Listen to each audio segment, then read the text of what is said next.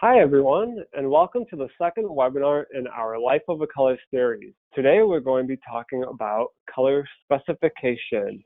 Presenting once again is Thomas Meeker, a 3D solution architect at X-Rite.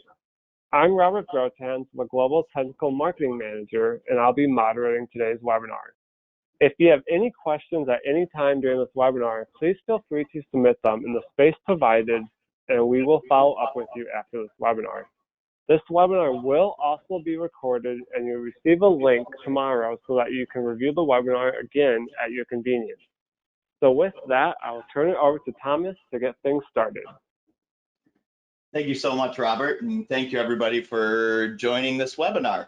As Robert mentioned, today's is the second in a series of four webinars that are about the life of a color.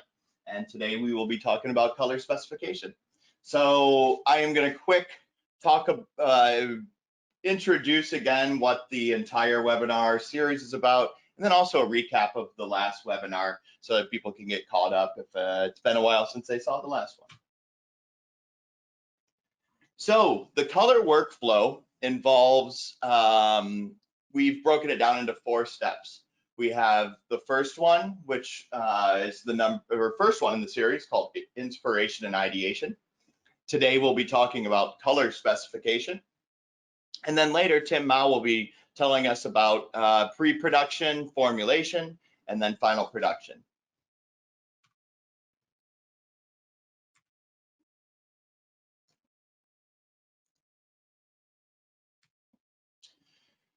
So just a recap of the last webinar about inspiration. We chose a case study here, and you'll probably recognize this toy. I think everybody probably had this at one point in their lives, which is a child's ring tower toy. So we are going to take this and choose our color palette based on a seasonally inspired version for this iconic toy. So one place that I love going is northern Michigan, and you'll notice the beautiful fall colors of northern Michigan, and that is what I decided to use as my inspiration for this palette. So here's our palette here, pulled from this image, and you'll be seeing this throughout the process. So the last slide, or the last thing I discussed in the inspiration side of this is, so now that we've designed our seasonally inspired toy, now we need to figure out what we want to deliver in the specification to the manufacturer and the people downstream that'll be working with these. So what we've got here, the first one is concept image. So if you saw the last webinar, you'll recognize the image on the left. This is a 3D rendering of our design. So having made decisions about what we want to do as far as the color palette, the order of these, and texture and things like that, this is the final decided design. And now it's time to specify and share this with the other groups in this process. So one of the other things that we may want to specify or show is how the materials react with different lighting conditions. Well, in this, on the left here, what you see is our physical X-Rite Spectralite QC. This is our quality control lighting booth that is capable of doing different lighting conditions so that you can view the materials under different lighting conditions. Well, not only can we do this in the QC part of it, but wouldn't it be great if we could also do this early on to see how these materials are interacting with the different lighting conditions. So on the right-hand side, on the bottom, you're seeing this is actually the 3D CAD for our Spectralite QC, in which I've added cameras and lighting to mimic the physical version of it. So we can start to look at these materials and this object, this designed object, under the different lighting conditions. So first of all, we'll take a look at the physical one, and this gives you an idea. This is from our FOCA training of the different lighting conditions with our color checker. as the object in the booth. Not only can we do this physically, but we can in fact do this virtually as well. So using the 3D CAD as well as setting up the correct lighting and camera to mimic the real world, we were able to, these are all 3D renderings of this object in different lighting conditions. So this just helps with communicating to the other groups what the desired look is for the final product. The next thing that we may use to specify, or we most definitely would use to specify, are the Pantone colors. So this is another way for us to specify the color.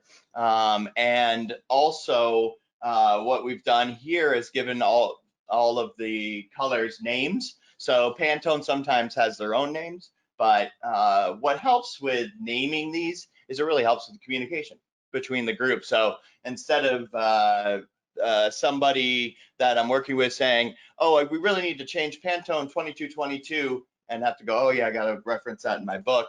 Now that we've given a name, now we have a great way of communicating across the different teams working on this project.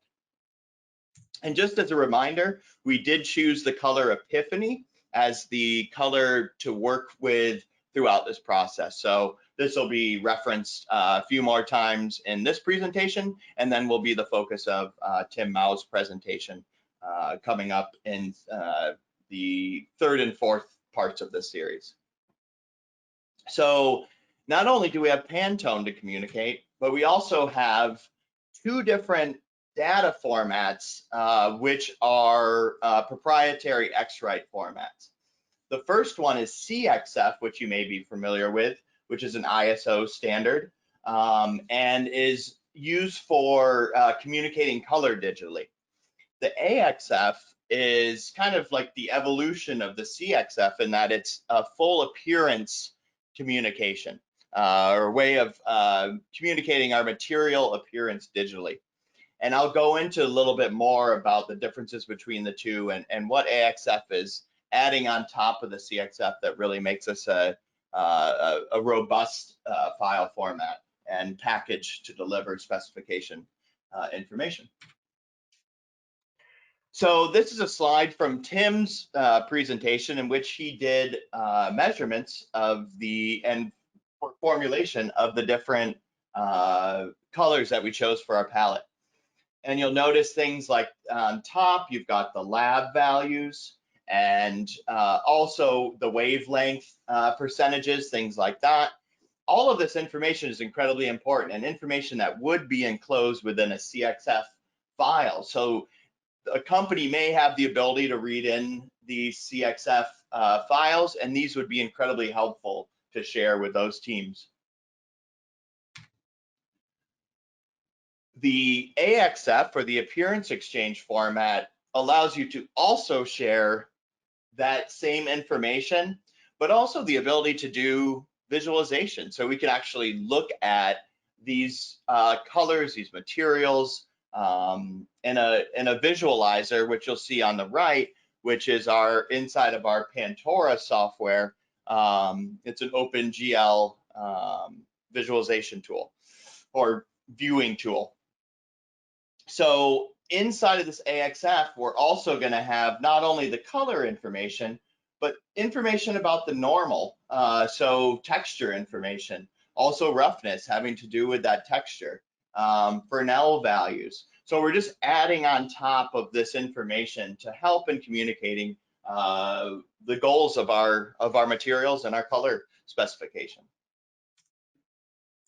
One of the really powerful things, one of the many powerful things inside the AxF is also the ability to attach metadata. So you'll see here that I've put together some of the metadata information where we're calling out things like this is Pantone. It came from the Pantone Plastics series. It gives you the number. We're working because all of the Pantone plastic chips have a textured and a smooth surface. We're delineating that this is a smooth version or part of that sample. Who was the creator? When was it created? Where was it created? and then what is the Pantone reference number for that in a coding. So it'll also tell you information about how was it measured, and what version was used, what settings were used. So this can hold as much information or as little information as you like. This is expandable, it's customizable, so it could be company specific or it could be a more generic setup. That is up to the user and who they're working with. So it's a very powerful tool inside the AxF. Also, what we have inside the AxF is, we call it the semantic structure, because it really is like a package of information.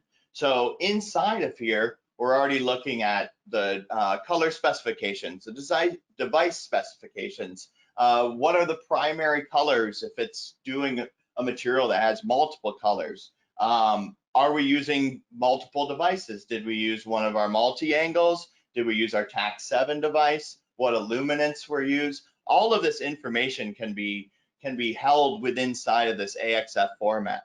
So, and then when we look over here to more of the material information, so moving beyond just the color, we've got the metadata, which I just pointed out, and then other types of representation. So was this spatially varying BRDF as a material, which the TAC7 is capable of measuring? Is it a car paint, a metallic paint? These are different types of representations of materials. And then, of course, the other resources that were used or measured, like the color spectrum, and maybe even there are some attached images, thumbnails, things like that that could be used to share with the other teams. So we kind of consider this like a node tree architecture. It's based on this HDF5 file format, but picture it as like a PDF with all the resources held inside of it, whether it's fonts and things like that. This is just holding all of the information about the material, which expands the capabilities of sharing these with the other teams that are going to be working on the formulation and production. And then finally, because not everybody has a viewing software or a rendering software, we do also provide a free viewer for which is our Pantora free viewer, that allows users to be able to view the AxF. So if there is actually measured material information, they can use this as a way of viewing the materials. They can open the AxFs in the library here under the materials tab. You have an objects tab, which allows you to change out the different objects. You see a number of them down here.